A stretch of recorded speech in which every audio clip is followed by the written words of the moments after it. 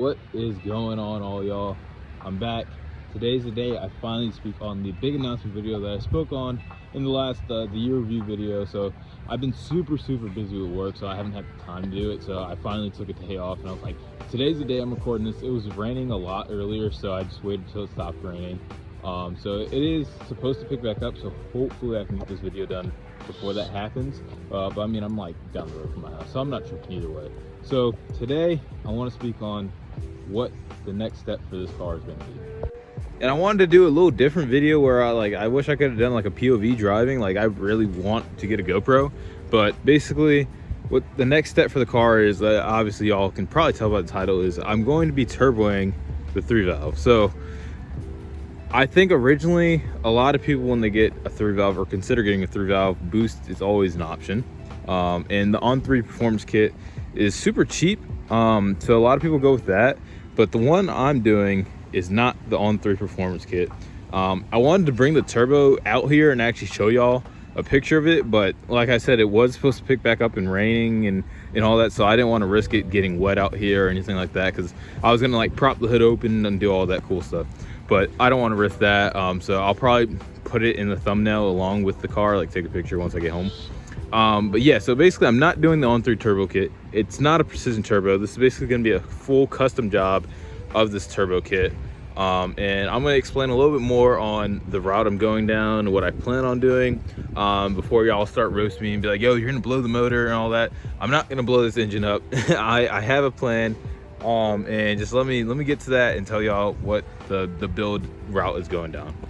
All right, for those who still don't know or didn't watch any of my old videos, my NA build so far has been BBK headers, off-road H-pipe, pipe bomb axleback for exhaust, JLT intake, and a Brinspeed tune. I am technically Lido tune, but I'm on a base tune, and there's been issues where I haven't been able to date log. So I'm basically staying on the Brinspeed tune until I can figure all that out. So for NA, that's it. So I'm probably barely 300 wheel, if that, maybe 290-ish, for the mods I have. So it's nothing crazy. And for the next step of the build, for the turbo kit the turbo itself is far from being ready to be put on this car. Or I have that reversed. The car is far from getting the turbo kit on it. So I basically want to finish off this year with just how the car is right now, and then at the start of 2022, which is, I mean, only a few weeks away, I'm gonna finish the NA build. I'm basically gonna get all the supporting mods that will also help with boost. So bigger injectors, new fuel system. So I'm gonna get the car prepped beforehand. So I'm gonna have it basically a decked out NA build ready for boost at any point. So, you know, forged internals or built short block, whatever, anything like that. So right now I'm looking at either a RPG short block or manly, or not manly, MMR short block. Those are my two if I do get a pre-built short block. If not, I've had multiple people already consider saying they'd help me do, you know, forged internals and all that. So I have a few options on what I can do. It's just long run. It's if people do help me, it's more so waiting on their time. So if it ends up being where I can get a short block already made, pull the engine out and just slap it in and get that done, compared to waiting for someone, you know, obviously it's gonna be cheaper to have a friend help me, but I just don't want to wait on people, rely on other people, when I can just either go to a shop, have like a guaranteed time frame, or, you know, someone loan me the stuff, which that'd be a big step for me. I don't know if I'm ready to pull a whole engine out yet, but that's where I'm at right now engine wise. So it's either getting the internals and doing them on this block, or just getting a pre-built block and then just swapping it out that way.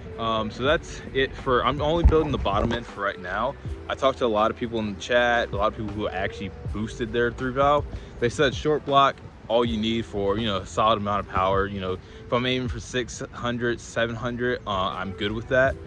But they said trans and all that. Obviously I am auto, so I'm not keeping the auto trans in here. I don't want that, it's trash. So either, well, no, there's no either. I already know the transmission I'm going with. So I'm gonna end up 6R80 swapping the car. That's gonna be more of a stage 2 type of build after the turbo kit is installed. So stage 1, or stage 3 in a sense. So stage 1 is finishing the NIA build, getting it ready for boost. Stage 2 is gonna be getting the turbo kit actually installed. And stage 3 is going to be the 6RD swap. And then after that, if I want to aim for more boost, then I'm gonna just do the whole engine, put different come on, man, ruining the shot. But stage 4, was it? Stage 4 would basically be beefing up the internal some more so they can handle more power, doing, you know, higher valves, all that, better compression. And because I think I'm probably going to keep stock compression ratio. People said for a turbo or just boost in general with these cars, stock is your best bet, like in that range. So I don't plan on changing anything but the compression ratio. That might change if you know, people tell me differently. For maybe someone in here watching this video knows differently. But yeah, so basically short block or forged internals, whichever one can work out better for me. I'm definitely leaning more towards getting one just pre-built, because then I have warranties and all that, instead of if something messes up while doing it on this motor, I don't have warranty. So it's just pros and cons. So that's it for that, for building the engine. But for fueling, I plan on going, I made a whole spreadsheet, so I might link that down there. But fueling, I'm going to do the Deechworks, I think that's the right, Deechworks injectors, just enough so I can handle the ones rated for about 700 horsepower, and E85 compatible. So I also want to run E with the turbo setup, so I'll probably run a few 93 octane runs. I also want to run the car NA at the track, see what it does before we go ahead and slap the turbo on there. So we're gonna do that. But then I'm gonna run the car on 93, then I'm running on E85. But I also plan on getting a second car, because I don't want to daily this car, especially when it's gonna be down for a while. So I'm considering maybe a Z, a 135 maybe. I got a few options in mind. I wanted to get a 5.0, but whatever I get next has to be a manual. A truck would be a good option as well, but I don't think I'm gonna have to trailer this car. It's not gonna be making that much power where I'm gonna have to trailer, or it not be, like, you know, streetable. So I think a truck maybe, but that's not a top consideration right now. So either Z, 135, something like that, something a little fun, quick car. So those are my other considerations for cars.